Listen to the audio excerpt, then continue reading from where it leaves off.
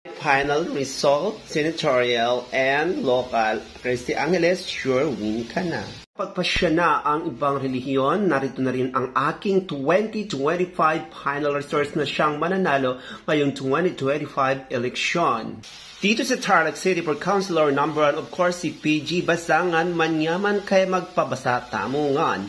Number 2, Hermes Sumbran, ubanta magbaba na king kakasabit-sabit king nun karing kanto.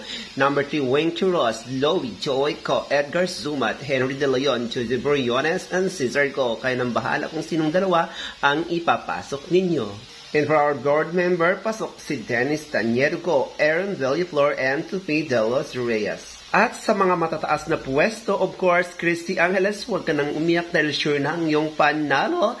Governor Christian Yap, Vice Governor Bogs Aguinon, Mayor Vic Angeles, and of course, Vice Mayor Kerry Angeles. Kaya kapag sinabi kong sila manalo, sila ang mananalo. At sa ating party list, mananalo ang Duterte. At sa pagkasenador, pasok dyan number 1 si Bongo.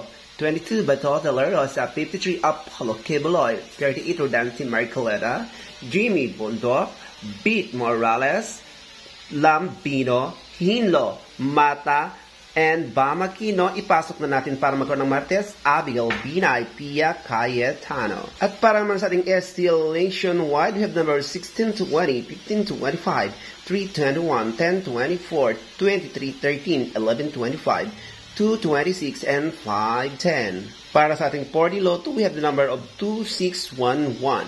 At sa ating 2D Lotto, mag-agaan nyo ang 531, 427, and 1120.